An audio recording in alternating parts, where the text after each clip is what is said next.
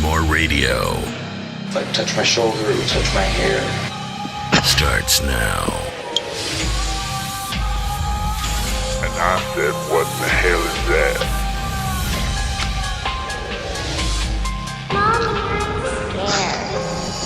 Spirits and More Radio starts now.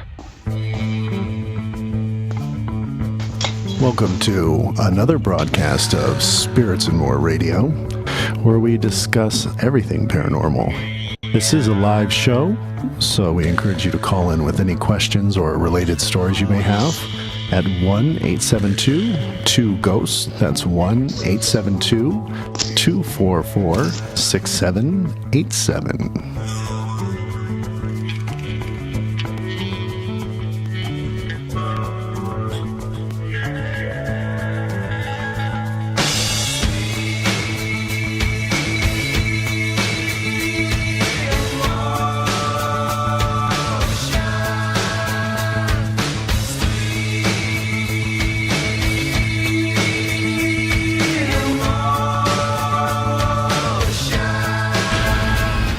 Turn down the lights, if you dare.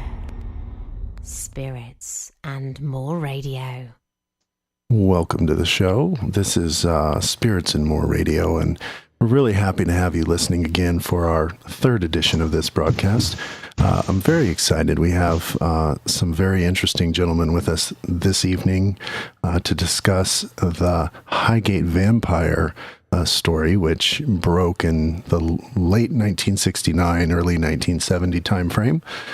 We have with us a guest host, Freddie Valentine, with Mystic Menagerie TV, and Freddie's been investigating paranormal for as long as he can remember.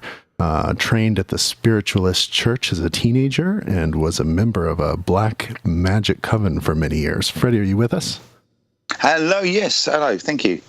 Absolutely, Freddie. So a little background for our listeners. There was a podcast that went, what was it, Freddie, about a year and a half?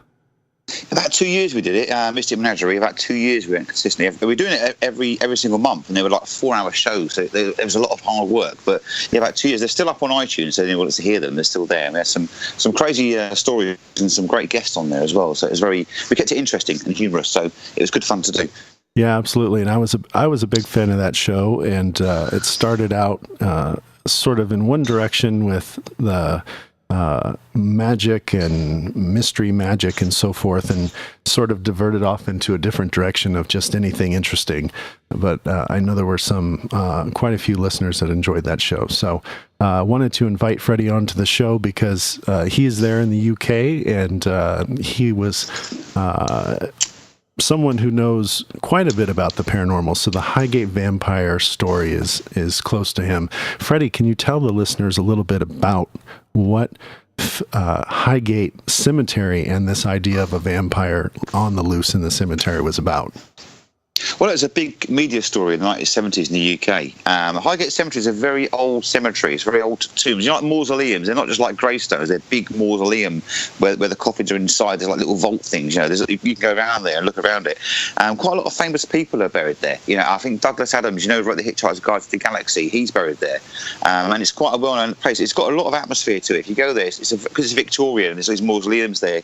There's these very old graves and tombstones, and you can go there and visit it now, but it's a fascinating place. There's sort of place that a lot of people wouldn't want to go at night. You know, it's very, very atmospheric. It's like something from a Hammer horror film, basically. But in the 70s, there's a lot of stories in the media about a vampire being sighted there, and people being, attacked by it, and seeing this vampire. Remember, the 70s are the height of the Hammer horror films. A lot of paranormal stuff on TV. People of my age were very fascinated by the occult, very fascinated by supernatural things, and it wasn't really like nowadays. People were trying to find a way to dismiss it or try to disprove it, be skeptical. But in those days, people just presented it as it is, and you either interested or not. But there was two very interesting people involved in this case, and there was David Farrant, who's the head of the London Occult Society, and there's also a priest called Sean Manchester, and both of them were investigating this vampire. But it was like a real life Hammer story, real life Hammer horror film, like a real life Dracula story. So you could say the nation was quite riveted by this story. It's fascinating.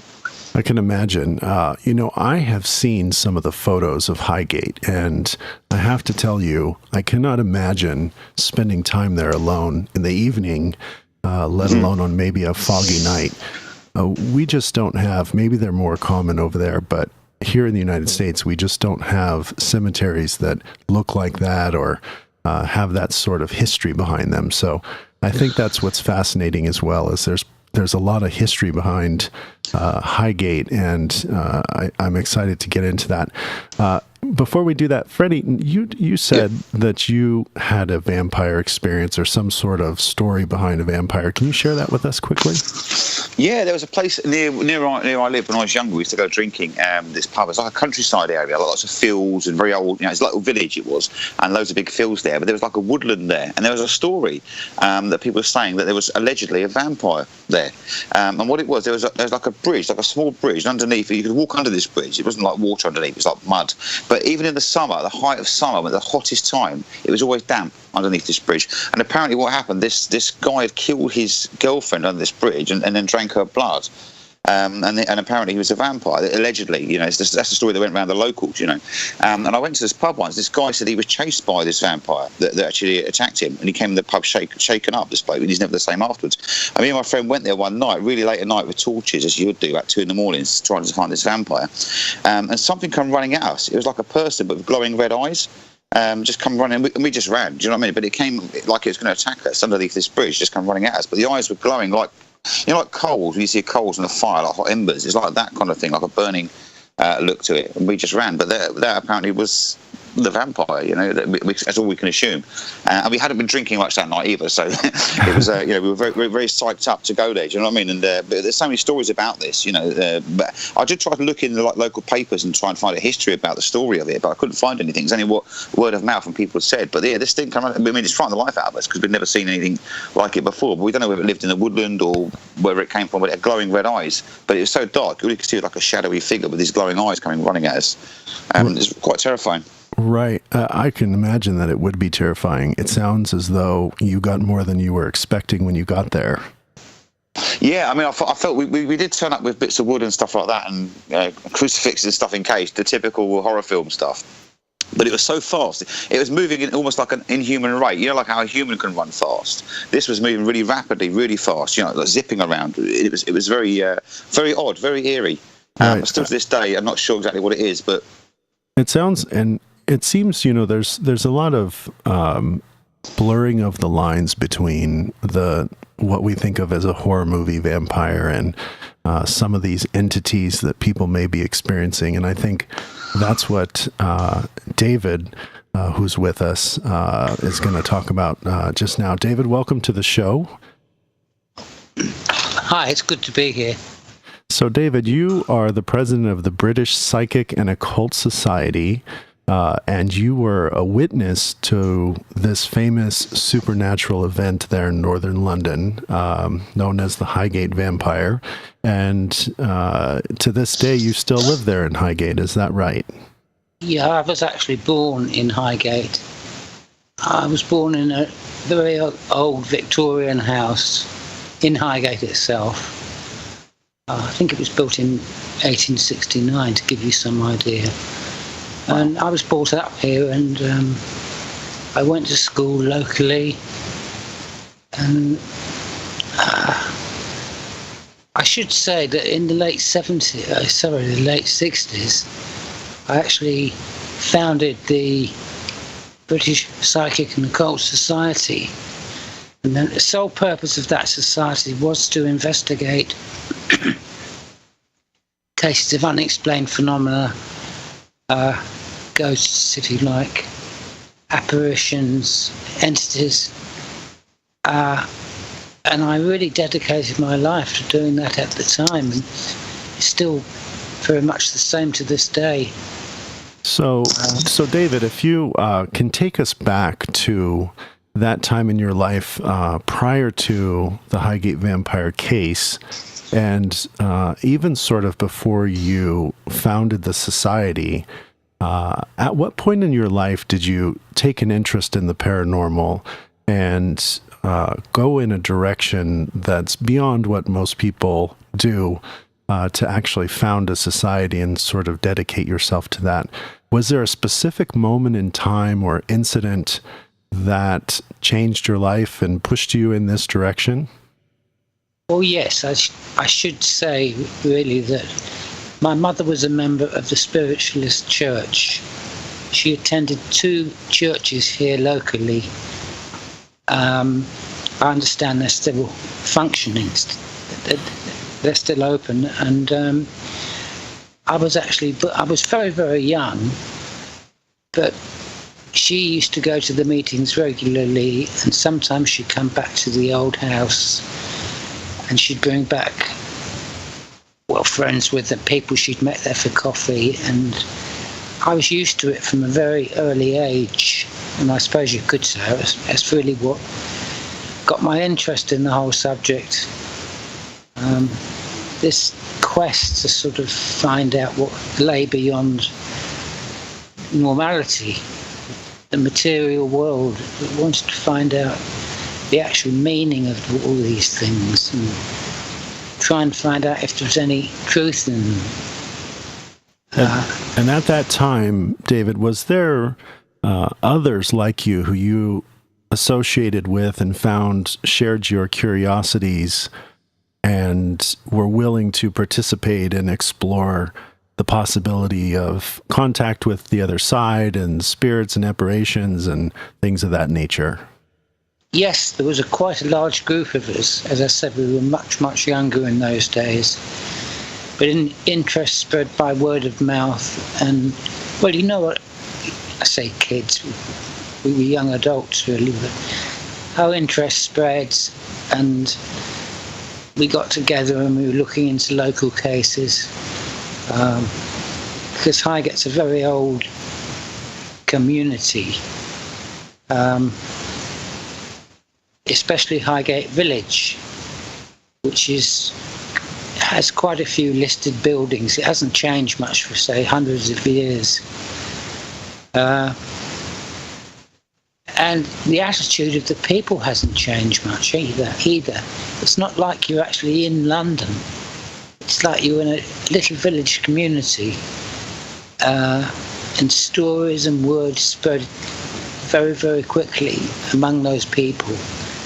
And so when the press eventually, there were also stories at that time, going back to Highgate Cemetery, as far as I remember, even at that age, there were stories of a tall black figure that was supposedly haunted Highgate Cemetery. And these stories were all well known locally.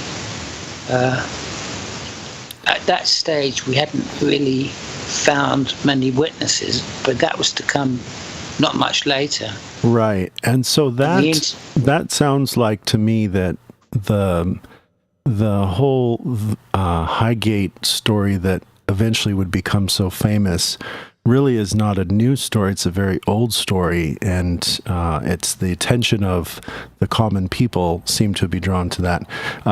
We're going to take a break right now. When we come back, David's going to get into his involvement with the Highgate Vampire case and actually what happened to him when he started to explore. You are listening to Spirits and More Radio.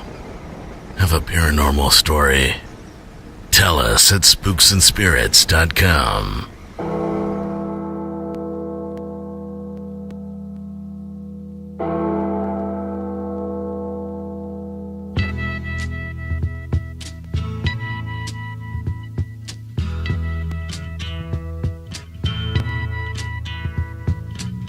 There's something happening here, but what it is ain't exactly clear. There's a man with a gun over there, telling me I got to beware. I think it's time we stop, children, what's that sound? Everybody look what's going down. And we are back, Spirits and More Radio, with Mr. David Farrant and Freddie Valentine joining us from the UK to talk about the Highgate Vampire case. So, David, you had it sounded as if you had really a lifetime coming up from being very young, involvement with the paranormal, and then sort of consistent stories coming from your neighborhood that you lived in. And then at some point you got far more serious with it. Yes, that would be right. I actually obviously became familiar with all these stories about a tall, dark figure. It was known all over Highgate Village. And at the time, I should explain, Highgate Cemetery was opened in 1839, and it is very, very Gothic looking. It is obviously a Victorian cemetery, and it is full of crypts, that is, places where the coffins are sort of all put together and belong to families. And as one person dies, they're put into their own vault, and when another member of the family dies, they're added to the same vault. And the cemetery is, as I said, it was supposedly haunted by this tall, dark figure. Now, that story had been in existence a long time. And even in those days, I mean, there were reports of this figure being traced back. There were stories, rather, of this figure, and which could be traced back to Victorian times. So it was by no means a new phenomena. It was a very, very old, established story. And I actually, there have been quite a few sightings by local people, and they're all independent people. They weren't known to one another. And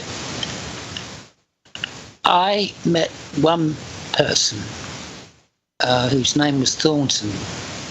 Now, he was an accountant. I only mentioned that just to give you an idea that he wasn't even interested in ghosts. Right. He'd gone to Highgate Cemetery to look around. He lived on Highgate Hill. He went. It was one late afternoon, and the cemetery always used to close when it got dark. And at that time, it was about 7 or 8 o'clock at night, because it was quite late in the year.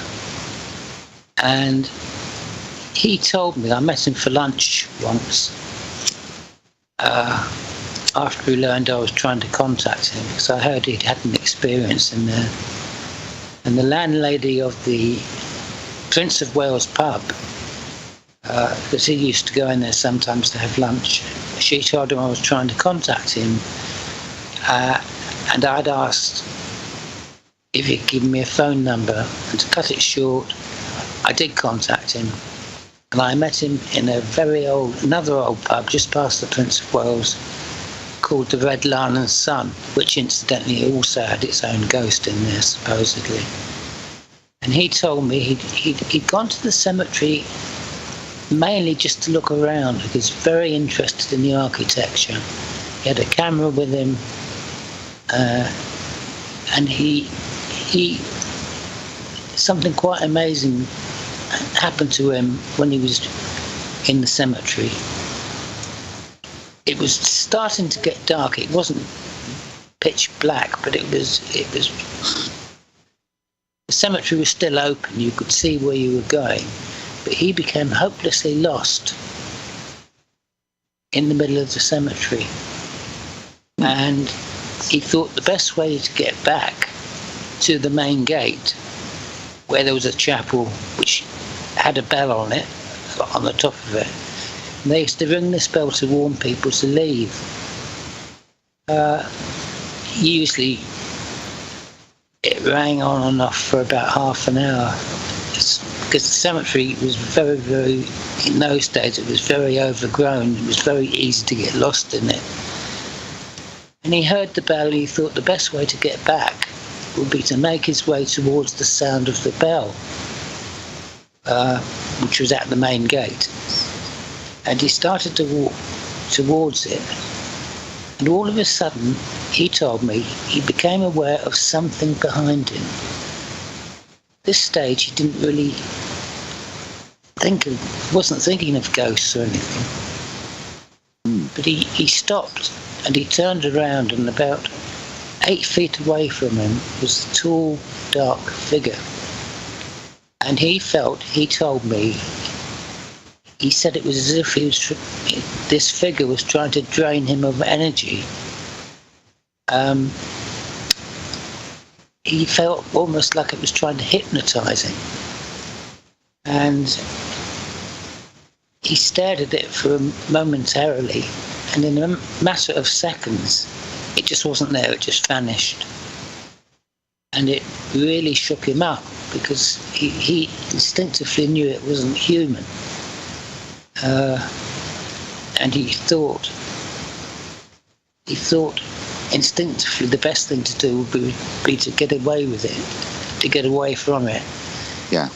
And he hurried back to the main gate, and that was basically his experience, which I learned about. He told me about this. And that was really one of the first witnesses I actually spoke to. And I was quite convinced he was telling the truth. He was a very sincere and logical person. As I said to you, I think, he didn't even accept the existence of ghosts. Well, he was indifferent.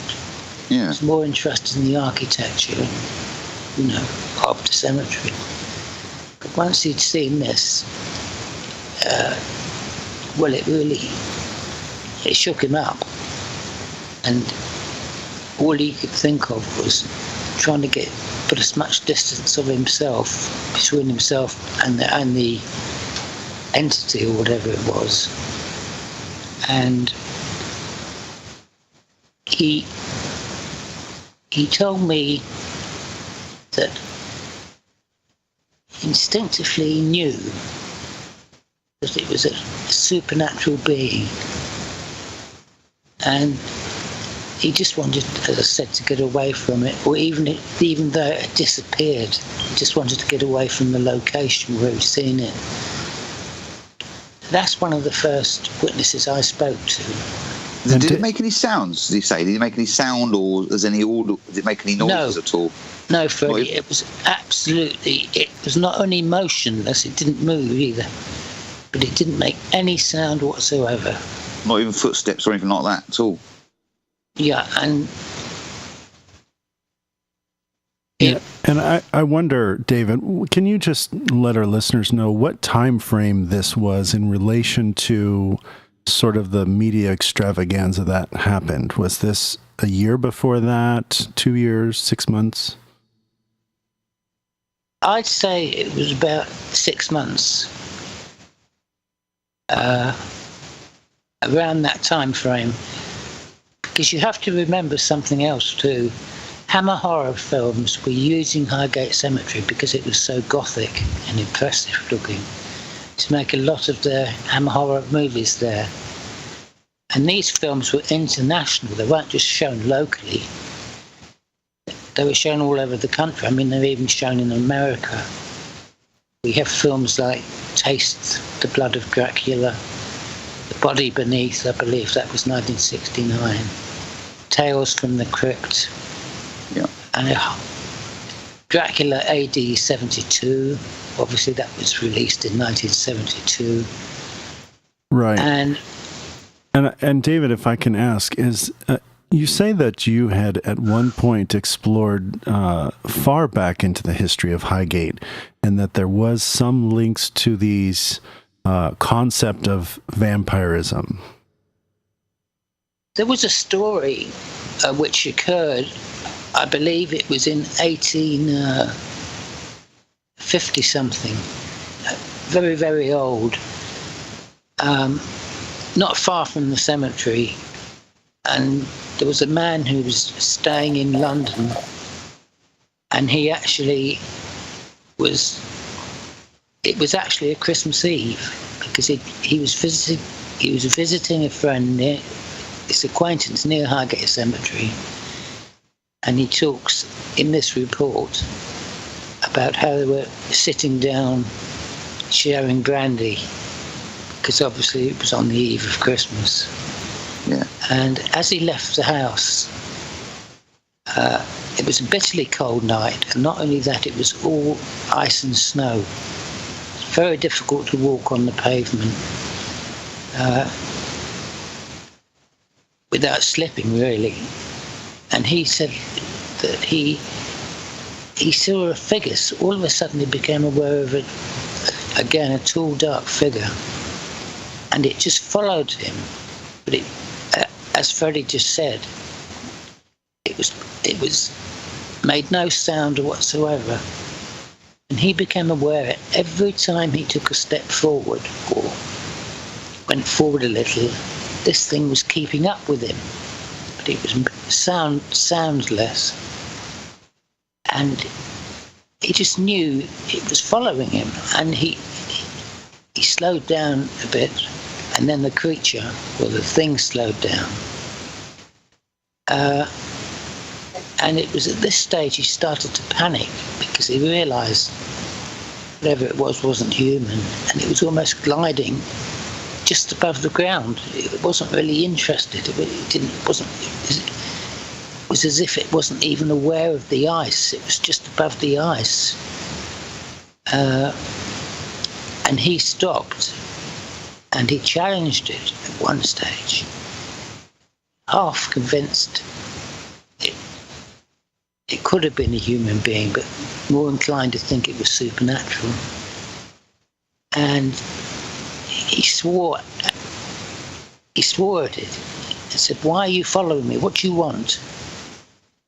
And it didn't answer, but it just stopped still.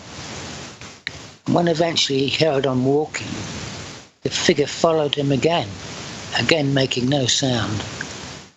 And sort of imitating his every move. If he stopped briefly, the figure would stop. And if he carried on going, the figure would start to catch up again. And he was so concerned about it.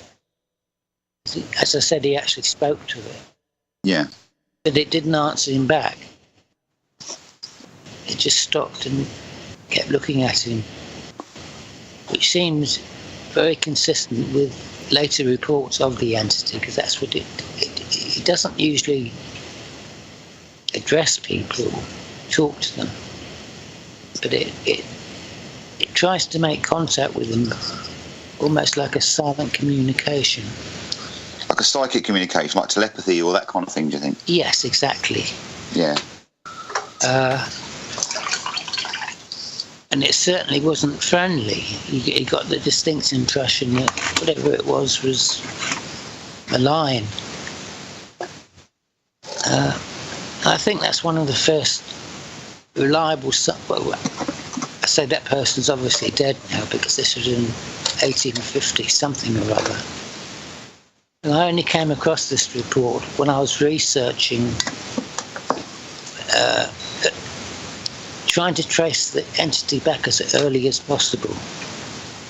And that was actually written up by this person. He was so sort of perturbed about it. He wrote to a local newspaper back then, and he described his experience in much more detail than I just have done to you. Yeah. Right. I think that what we're going to do is we're going to take a break right now, and when we get back, David, if you could start to walk us through the investigation that you put together in Highgate and what you did with you and others that were working with you. We'll be right back.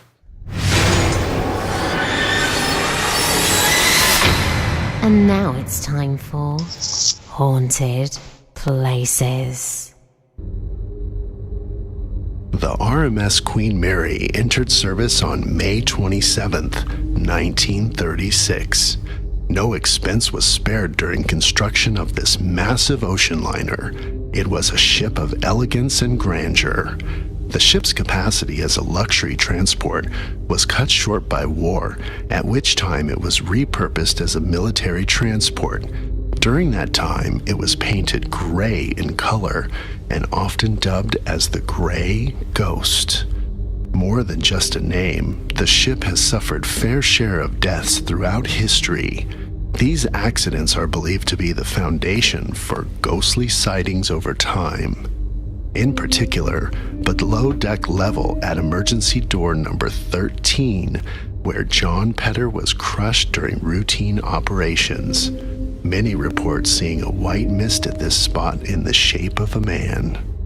Just as disturbing are the sounds of banging on the ship's hull, along with sounds of screaming. In October 1942, the Queen Mary collided with a much smaller ship, cutting it in half, with over 300 of its passengers dying at sea. It is believed these sounds still haunt the ship from that tragic event. The RMS Queen Mary is currently docked in Long Beach, California. With a fully operational hotel on board, you can spend a little time with its most infamous spirits. And we are back with Spirits and More Radio. You can join in the conversation at 1-872-244-6787. And you can also go to the broadcast website of Spirits and More Radio, where you can listen to previous episodes and sign up for the podcast. We're joined with Mr. Freddie Valentine with Mystic Menagerie TV and David Farrant, president of British Psychic and Occult Society. We're discussing the Highgate Vampire case from the late 60s, where David Farrant was there and witnessed specific beings and supernatural occurrences. So, David, you were telling us about the history of Highgate. At this point in the story, you decide that it's time to get much closer. What did you do from this point? Well, initially, I visited Highgate Cemetary because I'd heard all these stories and I'd spoken to Thornton. And I wanted to see if there was perhaps some logical explanation for it. But by that I mean that at that time there were foxes breeding in Highgate Cemetery. And there still are to this day. And I'd gone to the cemetery because I wanted to try and find some causation. I thought maybe it was a fox that was being distorted out of all proportion. I thought even it could be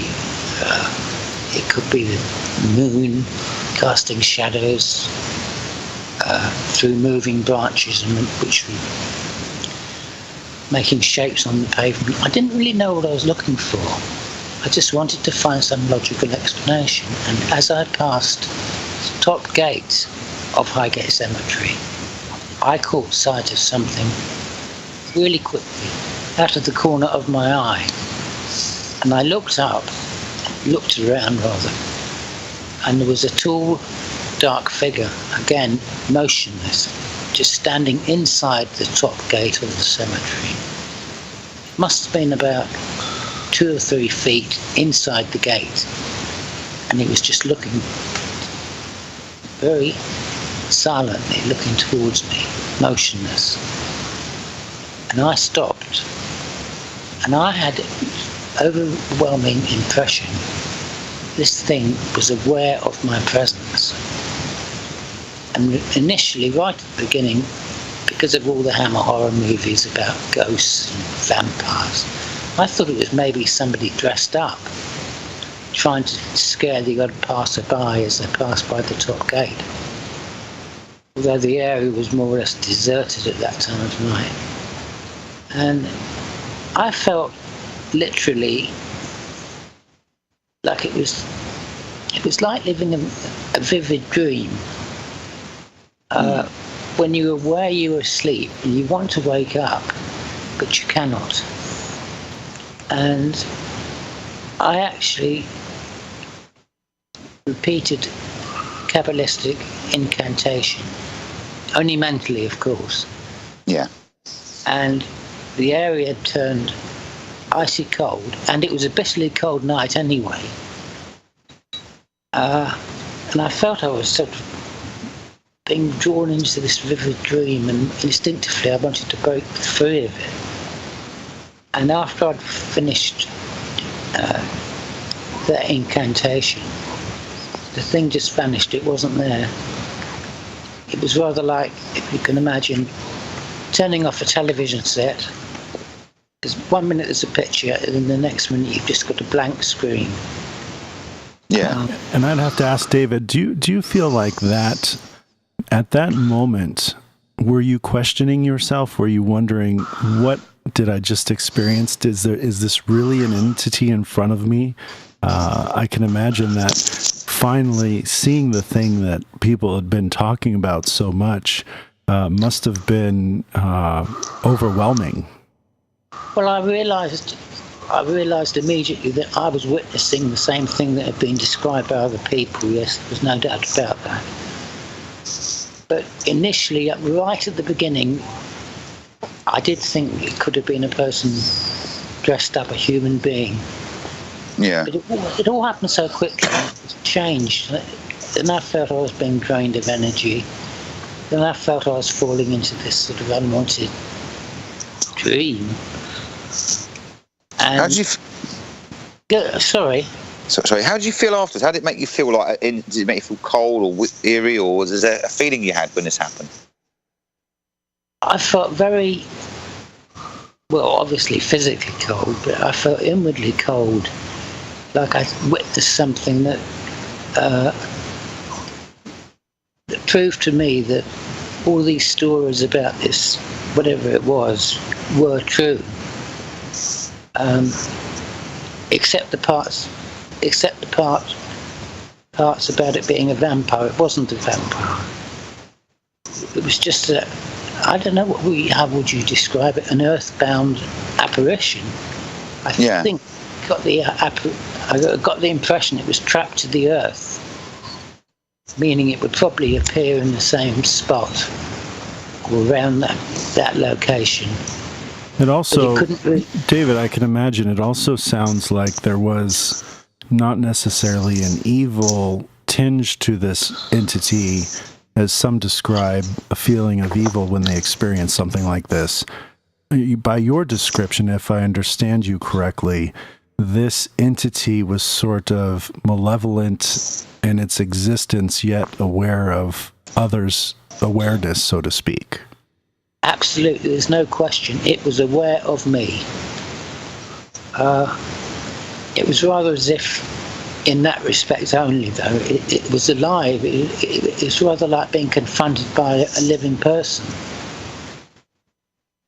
Only, as I said to you, it wasn't human. Do you think it's like a spirit of someone that was buried there, and like that? It's more like an entity as such? I'm quite convinced. I don't think it is the spirit of someone that's buried there, no. But I certainly got the impression that at this particular point in time, there were a group of Satanists using Highgate Cemetery, and their rituals have been discovered, well, for some years prior to this. And they were a dedicated group of people. They weren't the sort of Satanists you read about in the news of the world, or used to read about in the news of the world when it was still going. Yeah. There weren't people just dressed up in robes trying to get publicity. There were a serious group of people who were actually using the vaults in the Highgate Cemetery to perform their rituals. I actually discovered one of the remains of this ceremony in a very, very small vault right near the back of the cemetery. There were no coffins in it, but it had a marble floor. And on that floor, this group had inscribed an inverted pentagram, that is a 5-pointed star, which most people know. If something like that is reversed, it's invariably used for black magical purposes. They're on the floor, and also there are the burnt down stubs of black candles, which had obviously been used consistently for some time, because you could see all the wax had run off the candles and run onto the marble floor. And I'd say the candles were as thick rather, as a wine bottle at the bottom. Right. And there was only about 6 inches of these candles left, so that's what gave us the impression that that particular vault had been chosen to perform these ceremonies in. So you never actually seen this group at all? You never seen them about or heard about them? They were just a very mysterious... You knew they're present from the remnants you found rather than actually knowing about them anyway? Well, I began to get... I was writing articles about local phenomena at this time, and I wrote a very, very scathing article on the dangers of black magic.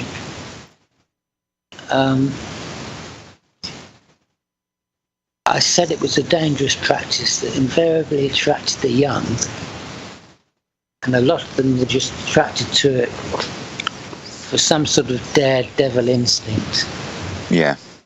And I actually said in one of my articles that there's a very strong possibility that the figure seen in Highgate Cemetery could have been as a result of the practices of these people, meaning that they were tuning into something beyond themselves, and it somehow released something which had become earthbound. And no, that's why I don't think it was the spectre of anyone buried in the cemetery. I think it was called back to earth. Sure. I see. Through these people, their rituals, yeah. Right. David, can you walk us through the timeline as far as your writing these articles locally, and then what was to become a very big story within the community as far as the vampire was concerned, as far as people sort of attaching that label and then the whole thing going wild, so to speak? Yes, the whole thing did go wild, but as I said to you, this is very important for people to understand. There were already reports about this figure that had been seen by so many local papers prior to even me seeing it, or prior to Thornton seeing it. And it was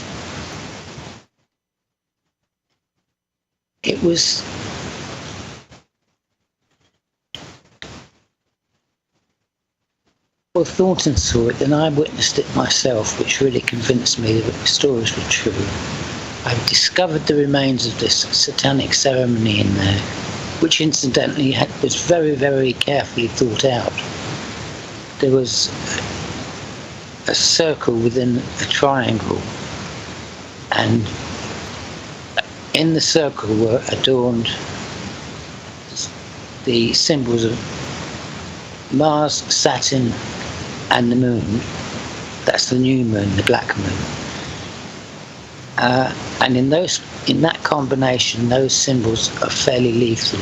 That was just the first sort of indication. And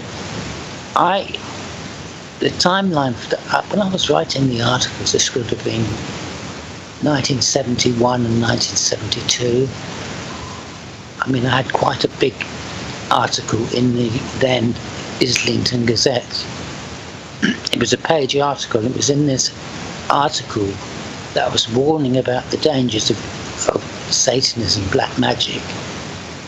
And it was a pretty scathing article. I didn't really do them any favours, but and the date of that article was September 1972, I believe. I started to get letters from these people once I published the fact that the cemetery was being used by a group of serious practitioners. And I got these letters, but this was in the days when the postal system used to be divided into areas. You don't do it anymore. It's all central. You can't really tell where a letter comes from. But in those days, the letters were clearly stamped Highgate, Southgate, Finchley, all areas in the immediate vicinity of Highgate Cemetery, or not far from it. And so that's what gave us the clue, if you like. Right. So it sounds like the whole media frenzy labeling this event a vampire on the loose was maybe very compelling to the greater London area and even further, but more of an annoyance to you trying to attempt to investigate this thing. Suddenly you have this media frenzy surrounding you. How was that for you, from your perspective, to deal with that?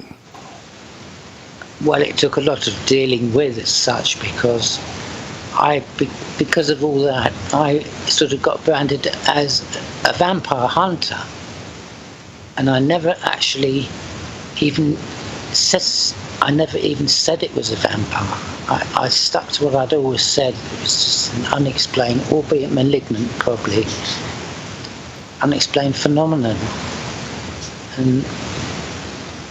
And it was. I mean, there were people coming forward. Once the press introduced the word vampire into it, and they only did that because of all the Hammer horror movies that had been made there previously. And these films by Hammer were shot there they were shot in the daytime. They weren't shot at night. And there was proof that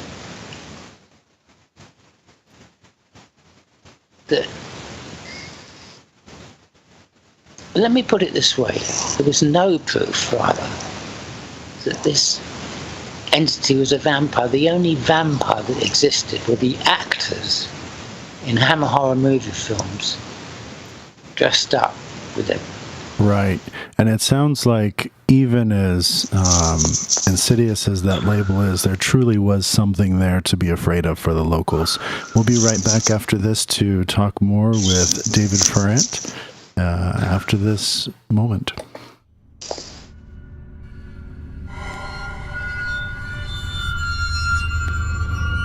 Spirits and More Radio. Follow us on Twitter, Facebook, and Instagram.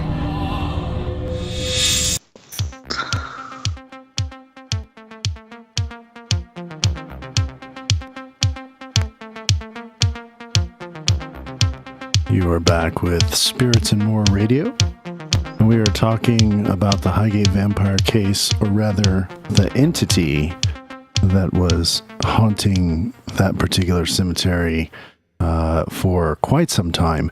Now, with us, David Farrant, who was an eyewitness to this entity, as he is described. David, can you move just a bit beyond this particular case in the cemetery? Can you say whether or not the entity continues to be spotted currently today? Oh yes, certainly. The last time, to my knowledge, I believe, was about a year ago, and it was witnessed by a lady called Patsy Langley, and I named her because I named her in my book. And she also spoke at the Highgate Vampire Symposium, which I held in 2015. And quite a few people came forward, including just talk at that symposium, including, very importantly, 2 guides from Highgate Cemetery itself. The guide I'm thinking about in question, and again, I've got her permission to name her, There was one called Sam Perrin. Now she'd been in the cemetery holding tours for about 12 years, and this wasn't that long ago in terms of time. It was only a few years back. She was by the top gate inside Highgate Cemetery because she was working. She'd gone up there to look in a small lodge there to get something. She actually said, and she said this in public, she said that she was near the top gate, but obviously on the inside of the cemetery. And all of a sudden, she said something just descended on her. The whole atmosphere turned, and she said it was as if the clouds were closing in on her. And she tried not to run, but she instinctively thought she's got to get back to the main gate and the small chapel, because she just didn't know what was happening. So all of a sudden she started to run as fast as she could. And she knew the cemetery quite well, and it was daylight, admittedly, so she wasn't lost or anything. She knew where she was going, but when she got back to the main gate, her hair was covered in twigs and her clothes were covered in leaves, where she more or less panicked. And she actually said on the symposium that it wasn't her imagination, and she also brought with her 2 more guides from Highgate Cemetery on the condition that, I know their names obviously, but we didn't name them because now she'd left now Highgate Cemetery, but these 2 guides were still there, and they still are there. One doesn't do the actual tours, but he's a sort of a gardener, and he keeps the cemetery up to standard and cuts back branches and this sort of thing. Mm-hmm. And we kept to our word, we didn't name the people. I think we gave their first names, which weren't accurate, because in case it leaked out into the local press or something and Highgate Cemetery could see them, they'd know who they are. And one of these had an experience by inside the top gate, a little further on from where I did, but still on the path. And he described a similar atmosphere. All of a sudden, unexpectedly, out of the blue, he described something descending on him, and he almost passed out. Well, in fact, it did actually affect him, because he fell to his knees. He felt he was going to fall over, and he was on his knees, and he described, as he looked up, he saw a black shape. It wasn't a figure as such, but it was like a black light, if there is such a thing. Yeah. Going around him. And this was inside the top gate again, only yards from where I had actually seen the entity myself. And this was a guide who'd been there many, many years. And I should point something out here. The cemetery authorities, I give them their due, they've done a marvellous job in that cemetery by cleaning it up, all the graves and all that sort of thing. They instruct their guides specifically not to answer any questions about vampires. Yeah. Understandably, all this stuff being in the press. But they even instruct their guides, keep off the supernatural, don't mention any ghosts. I suppose it's not surprising, because when they have a big tour there, sometimes people have read these stories in the press, If somebody asks a stupid question on a tour, such as, "Oh, where's the grave of the King Vampire?" I guess it could be embarrassing for the guides, you know. Right. Yeah. So, David, you probably never anticipated that nearly 50 years later, this particular moment in your life would continue on sort of much like a vampire. It isn't seeming to die, is it?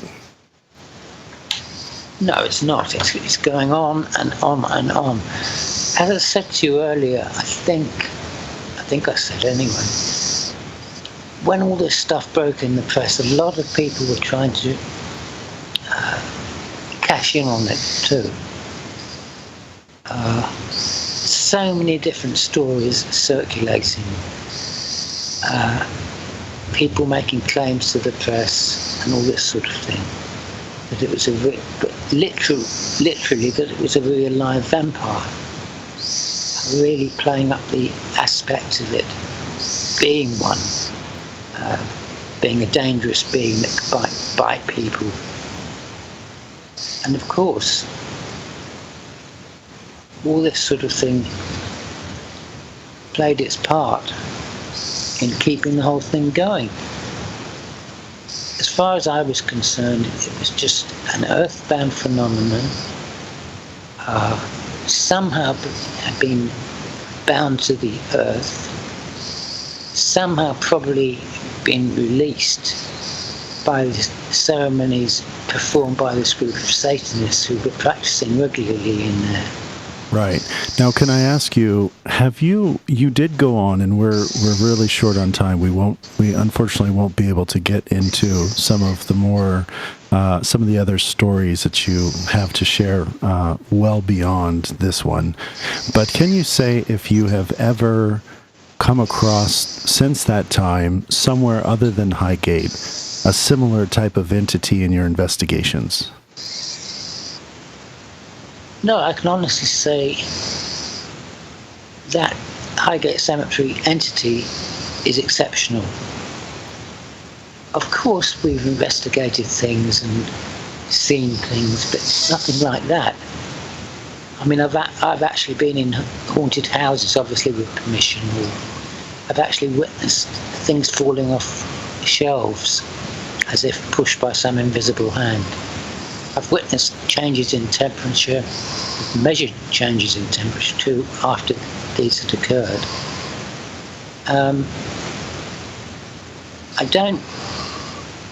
I cannot stress enough.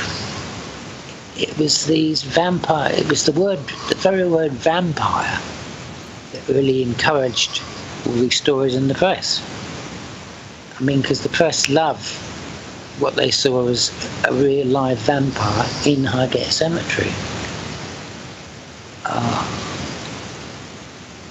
And also there were a couple of people who were attacked by the main gate.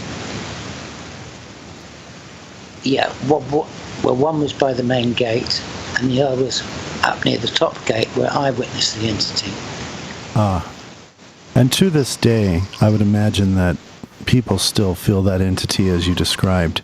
We are unfortunately out of time, so we will have to go. But it was a fascinating story, David. Thank you for sharing it. And thank you, Freddie, for adding to the conversation.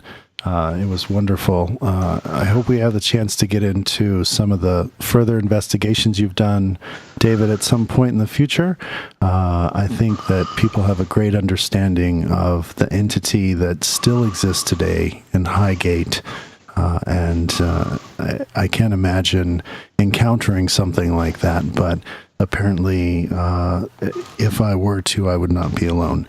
This is a 3K Media and Publishing production. Thank you, everyone, and join us in 2 weeks for our next show.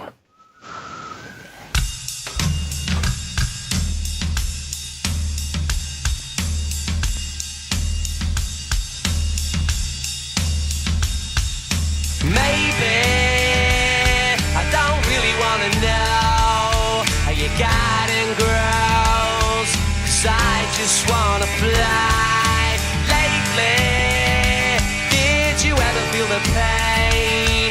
morning rain as it soaks you to the bone. Well, maybe I just wanna fly, wanna live, but don't wanna die.